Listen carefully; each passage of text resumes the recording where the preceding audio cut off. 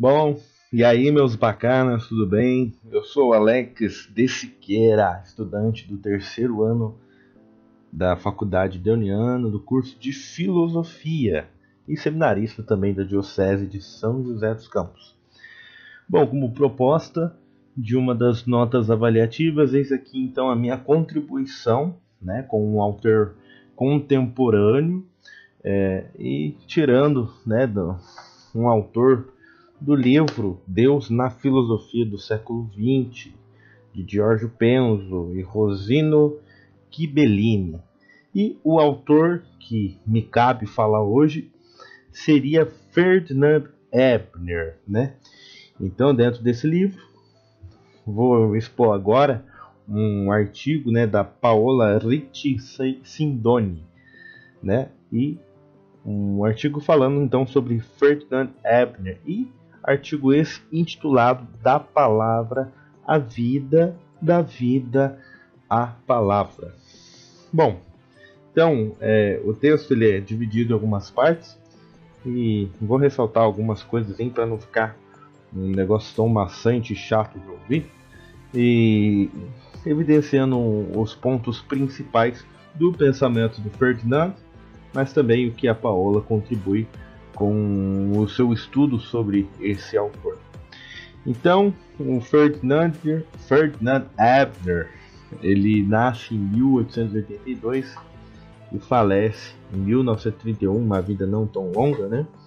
E é interessante que lendo, né, a autora nos diz que o Ebner ele é um autor muito importante e ao mesmo tempo desconhecido. Inclusive algumas grandes obras, né, de teólogos contemporâneos, né, é possível encontrar algum ponto de referência, né, que todos orientam a sua investigação para umas linhas filosóficas e antropológicas relacionados ao Ebner. E alguns temas a gente vai encontrar, né, por exemplo, uma fundamentação da existência da palavra, a verdade como encontro, o vínculo linguístico e espiritual entre eu e tu, a fé como resposta a um chamado. Então são temas antecipados por Ebner que também servem como contribuição, como falei, para alguns outros teólogos contemporâneos, né? E assim, né, surge uma possibilidade de realizar como se fosse também uma revolução copernicana, né, do pensamento, né, que sem a ajuda de Ebner não seria tão compreendida, né? E é isso que a Paola coloca nesse artigo. Mas não só, né, na teologia, né? Senão não estaríamos fazendo um trabalho assim, né? E não estaria nesse artigo, nesse livro. Mas na filosofia também Ebner tem a sua enorme contribuição. Né? E autores, né, como Martin Buber, é um que, por exemplo, reconhece, inclusive na biografia, né, que começou a filosofar, né, a refletir com alguns fragmentos pneumatológicos, né, de Ebner, e que aí acaba ficando impressionado também com a profundidade das intuições do autor, né? E como existiam algumas proximidades dela com as próprias exigências do Martin Buber, né? E assim ele começa a trazer. Inclusive a relação de eu-tu é muito presente no Ebner, né? Que a gente acaba conhecendo do Martin Buber, né? Como central do seu pensamento também. Então, né? Esse pensamento de Ebner, embora pareça ser muito profundo, né? Do jeito que a autora fala, parece que o Ebner é um messias da filosofia contemporânea, né? E na verdade ele realmente continua desconhecido, né? É o caso de um pensador que marca sua época, né? Contemporaneidade, mas que o mundo acaba não sabendo mesmo depois da sua morte, né? Muitos ficam famosos depois que morrem, mas também não foi o caso do Ebner com a sua filosofia. Bom, agora falando diretamente do Ebner mesmo, né? Da sua vida, um pouquinho da sua biografia, né? Ele nasce numa cidade chamada Wiener Neustadt, em janeiro de 1882, né? E a vida do Ebner é muito marcada assim pelo desejo de conhecer, né? E também pelo amor à música, né? E aos 18 anos, o Ebner ele contrai uma tuberculose, né? Vai marcar a vida dele definitivamente, né? E a sua breve existência também, né? E por ele ter uma formação assim muito autodidata, né? Que é evidente até nos escritos dele, né? Então é possível perceber também uma alternância nesses seus escritos, né? Uns períodos de grande fervor, que ele estava super entusiasmado, mas ao mesmo tempo alguns momentos de profunda depressão. E aí Ebner também se dedica aos estudos, né? Se forma e consegue licenciatura para lecionar nas escolas, né? E depois de um tempo também mergulha com muito fervor na leitura de alguns poetas alemães, franceses, também se interessando em algumas literaturas, né, inglesas, gregas e latinas também. Ainda na juventude de Ebner, né, é um período que ele começa a trocar também algumas cartas com uma amiga da sua irmã, e essa amiga se chama Louise Karpitschek. E para ele também vai ser um grande ponto de referência, né? Que vai ajudar também a fomentar o seu pensamento dialógico, né? Então parece que o Ebner escrevia milhares e milhares de cartas, né, para essa amiga, e dentro dessas cartas se encontra também muito do seu pensamento, né? Inclusive essas cartas vão se tornar algumas partes integrantes de suas obras. Então essas cartas, né, tanto aforismos, né, o nome de uma das obras, né, Aforismos, outros livros também, que eu não me recordo o nome, a gente já vai citar também, são partes são livros que possuem partes, então, dessas cartas, né, que possuem desse pensamento dialógico do autor. E dentro do livro, né, Aforismos, né, e também uma das cartas escritas a sua amiga, ele escreve o seguinte: quando o grande milagre do encontro humano faz com que dois se tornem um no mesmo espírito para viverem e sofrerem juntos de acordo com Deus, quando esse milagre realmente acontece, então encontraram-se dois que se podem dizer tudo um ao outro. Os pensamentos mais secretos, os desejos, as preocupações, os sonhos, os descaminhos da vida, os erros e os pecados e até mesmo as orações. Então, parte dessa relação com o outro tem muito a ver com a sua filosofia, né? Esse pensamento dialógico. Então, esse vínculo, né, com a Louise Karpitschek, né, é muito importante para ele, né, também, porque impede o Ebner de entrar numa clausura do seu universo intelectual, né, de se fechar e só ficar questionando, né, das suas próprias conquistas, né, de cair mais uma vez daqueles pensamentos depressivos que o autor tinha, né. E aí se lança também a leitura de alguns outros pensadores, né, até um pouco contemporâneos a eles, né, como o Schopenhauer, o Kant, o Schiller, o Kierkegaard, e cai nessas leituras aí. E com Kierkegaard, que ele também vai se relacionar de certa forma, né, com o seu pensamento, né, que algumas linhas, né, segundo a autora a Paola, né, fala que possuem algumas ligações de pensamento parecido de um para com o outro, né? E aí a Ebner também acaba se instigando, né, a buscar em si mesmo as linhas da vivência interior, né, que Kierkegaard acaba colocando como a questão da comunicação indireta dos pseudônimos. E aí Ebner, pelo contrário, ele quer viver, na verdade, em primeira pessoa, né, essa questão da relação com o outro, né, o homem, né? E também aí entra na questão do eu, tu, e como o espírito, né, essa ideia pneumatológica acaba tendo importância nessa contrapartida em Kierkegaard. E aí o Eberner ele passa então por um momento da vida dele, né, que acaba fazendo um progresso, inclusive de pensamento, né, e graças ao cristianismo, né, que acaba suprindo uma insatisfação de uma busca interior, né, ao mesmo tempo também intelectual, e ele encontra isso no cristianismo, né, e acaba tendo um momento significativo, vai acontecer no início da Primeira Guerra Mundial, né, quando ele tem 35 anos, aí ele tem essa plena consciência, né, essa virada decisiva do seu pensamento, de uma tomada de uma consciência definitiva do seu ser cristão.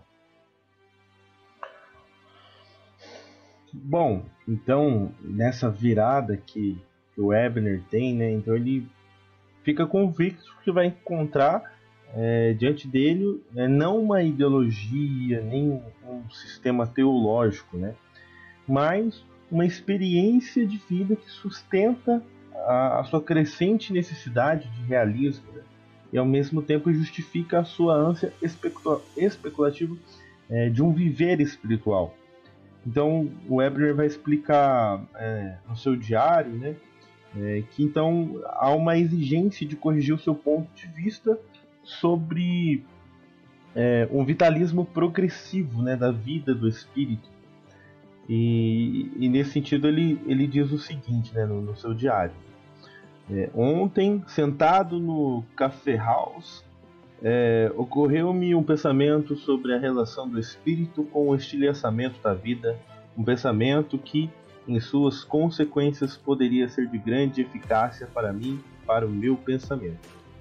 Porque se devesse ser esclarecido e formulado, significaria nada menos que uma direta conversão do modo de ver aquelas relações que até hoje me era habitual. De fato, até agora, sempre vi o espírito como um desenvolvimento interior e criador da vida, que intervém no momento em que o desenvolvimento da vida enfrenta um obstáculo e como que uma ruptura. Ontem, porém, ocorreu-me a ideia de se no final dessa ruptura da vida, que se observa em cada um que tenha um interesse espiritual pela vida, se essa ruptura da vida não ocorre primariamente pela irrupção e pela penetração do espírito na existência individual. Então, essa experiência e essa intuição que o Eberner tem, ele reelabora, né, o seu pensamento, né, e aí a partir daí começa a se afastar então das concepções idealistas e vitalistas, né, da questão da vida do espírito, né, inclusive como um processo orgânico, né. E aí a palavra entra então como uma presença que fará um elo de ligação, né, da vida, né, do espírito com a pessoa e o próximo também. Então a palavra aí surge como esse elo, né, essa parte importante da vida do espírito, e ainda mais porque a palavra ela determina também a natureza do homem, porque ela é aquela que está desde o início, né, no princípio, né? O homem tem a palavra porque Deus lhe falou. O homem é um chamado, um interpelado. Então, só nessa perspectiva, ele passa da sua insensatez, do seu ser aí, a uma realidade significante do seu ser ouvinte da palavra. E no diário Eberner escreve, né, que Deus cria o homem, e o que significa é que Deus falou com o homem. Então o homem não era nada antes que Deus dirigissem a palavra a ele, né? Então ele se torna homem mediante, na verdade, mediante a palavra, né? E não surge somente como um aspecto físico do homem, né? Mas também algo que qualifica o modo fundante da esfera do viver e do vivenciar humano, né? Transforma a vida do homem. Bom, e todos esses pensamentos de Eber, né, essas convicções, ele vai colocar tudo no caderno azul, né, que ele preparou para aquela sua amiga lá, Louise, e com muitas páginas, como eu falei anteriormente, né, com inúmeras cartas, né, e esse livro, essa obra demonstra um progressivo amadurecimento dos seus conceitos, né? E aí, por fim, esse caderno azul, né, assim como ele chama, se torna uma obra conhecida chamada A Palavra e as Realidades Espirituais, Fragmentos Pneumatológicos. Bom, ainda falando da vida de Eber, né, depois que ele passa por um período grande de depressão, ele tem uma mudança boa de vida, né? Ele acaba se casando, né, com Marie Misera em 1923 e ainda tem um filho. E aí ele vai dedicar também esse período da sua vida, né, ao estudo do Antigo Testamento e inclusive a sua autobiografia intelectual, né, e a preparação da sua obra Aforismos. Né. Mas aí, né, como as condições de saúde do Ebner, né, não estavam boas, né, por causa que um dia, anteriormente, né, na vida dele, tinha sofrido por conta de uma doença mais grave, né? Ele acabou morrendo no mesmo ano, em 1923, né? E aí, no túmulo dele, ele coloca uma frase muito bonita, né? O epitáfio de sua vida. Aqui jaz o resto mortal de uma vida humana, em cuja grande obscuridade brilhou a luz da vida e nessa luz compreendeu que Deus é amor. Então, pro Ebner, né, a questão da vida, né, e dentro dos seus escritos é possível perceber também que existe algo na vida que precisa ser transmitido, né? Então, a possibilidade de transmitir a vida vai se realizar na questão da palavra, né? A palavra em sua justificação essencial, né? E ela acaba por representar o vínculo entre o eu e o tu, e demonstra como isso pode constituir a única determinação ontológica da pessoa.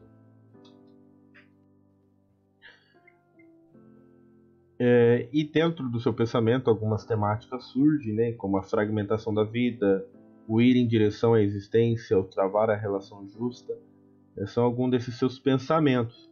Mas também há uma preocupação do Ebner, né, e isso se encontra em vários dos seus escritos, né, uma preocupação de fornecer um realismo à existência concreta no qual ele defende, né?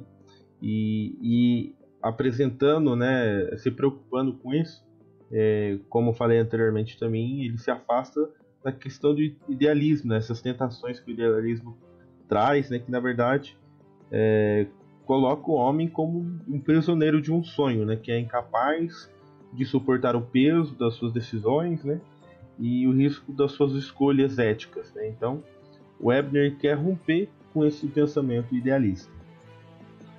Ele vai dizer em uma dos seus escritos o seguinte: mas o idealismo é apenas um sonho do espírito, sonhado fora da realidade da vida espiritual.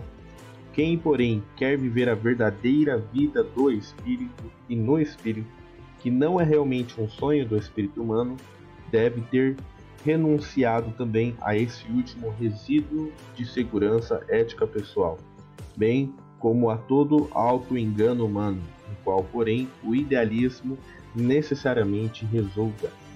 Quem vive a verdadeira vida do espírito está além do idealismo. Uma das características, né, algumas, na verdade, do idealismo é justamente esse desprezo pela humanidade, né, o ódio pelo homem, modificando a relação interpessoal, e aí que acaba fechando o indivíduo nele mesmo, né? Nesse próprio eu, né? Mas aí Ebner, né, que também em relação a Kierkegaard e alguns dos seus pensamentos, ele acaba indo contra, né? E aí a gente vê a questão da originalidade do seu pensamento pneumatológico, que está pela convivência, a consciência, na verdade, e a convicção de que o homem tem a palavra, e essa palavra parece conviver no mesmo horizonte da revelação. E aí tem uma citação interessante. A palavra é o mediador entre o eu e o tu. A realidade plena e total do eu é o homem, mas o verdadeiro tu é Deus. Isto se encontra no prólogo de João. A palavra foi gerada pelo Espírito, portanto, essa é a verdadeira origem da língua. O Espírito de Deus falou ao homem e assim o homem tornou-se consciente do seu eu. Então, rompendo com qualquer ideia idealista, né, o Ebner, ele, na verdade, então vai propor que a existência, na verdade, ela seja redimida, né? E aí, como o homem pode ir a essa existência? E aí, o Ebner propõe, né, que a pessoa que quer ir de fato à existência, ela supere a degradação na vida da pura representação, do mero confiar no sentimento, né, a uma cultura abstrata, a ideia de uma religião e uma metafísica, né? Então ele rompe com qualquer, na verdade, tenta superar qualquer tipo de pensamento nesse sentido, né? Então, ir à existência seria um mover-se, né, de acordo com um estilo existencial que visa assumir a real e concretamente o mundo dos outros, né, ir em direção do tu, e aí só será conhecido através se a gente abrir os caminhos do diálogo, da comunicação, e aí a palavra entra mais uma vez como uma importância, né? Porque Deus criou o homem não mediante a palavra, né? Não somente no momento que cria, ele lhe dá também a palavra, mas também criou como um ser que tem consciência de uma relação, e uma relação com aquele que o criou, e uma relação também com o outro, né? Então o homem tem assim a sua vida espiritual. Nessa relação ele tem a luz de sua vida. E uma última citação, né, para fechar todo esse pensamento, o Ebner ele diz o seguinte: aquilo a que o homem chama Deus é o mistério de sua vida interior. O mistério do homem que se tornou atento à interioridade de sua vida. Mas o que é a interioridade de sua vida? A relação vital nele entre o eu e o seu verdadeiro tu. O homem cujo eu encontrou em Deus, o seu verdadeiro tu encontra o seu tu também em cada homem que encontra no caminho da vida. Então, o conteúdo verdadeiro, né, da vida do homem, né, o sentido da sua aproximação com a existência se resume naquela frase que intitula esse artigo, né, ir da palavra vida, da vida à palavra, né, para distinguir no laço entre a palavra e o amor o segredo da relação justa, né? Então, fazendo com que a vida brote da relação, não só com Deus, mas também com o outro que possui a palavra. E a palavra possui ela cria o homem, ela gera o homem, porque Deus gerou o homem através da palavra. E bom, finalizando todo esse pensamento do Ferdinand Ebner, então a palavra ela seria um veículo portador da vida espiritual. Que após o homem, né, ter acolhido a sua posição ontológica como ouvinte da palavra, ele se torna fazedor também da palavra, né? Então encarnando aquele ideal revolucionário do cristianismo, né, que indica na palavra feito carne, né, que é o próprio Cristo, a expressão emblemática da palavra que se faz vida e responsabilidade pelo outro. Então, Ebner, concluindo, né, ele faz essa relação e traz a palavra não num sentido puramente linguístico, né, a fim de superar as dificuldades na linguagem, na comunicação, mas a palavra como fundadora da existência, né? A palavra que gera, que traz a vida, né? E como diversas vezes ele vai citando, né, Deus como aquele, como de fato um criador, usa da palavra para dar vida, né? Ao nomear o homem, né, a perceber as coisas boas que faz e assim nomeando. Então a palavra ela tem uma importância, né? E aí dentro da existência, essa existência real da concretude humana, da vida espiritual, então a palavra faz com que nós superemos a nossa individualidade, né? Nós superemos a questão idealista, né, de que o homem é problemático, que ele se finda nele mesmo, mas não, ele parte em direção de um outro, né, de um tudo, e inserir então a palavra que cria esse elo importante na vida espiritual daqueles que enxergam Deus também como o Criador e também aquele que dá. E essa é a minha contribuição sobre um pensador da contemporaneidade, falando também da questão de Deus, né, da existência de Deus, né, e essa relação também com o outro. Até mais, obrigado, fiquem com Deus.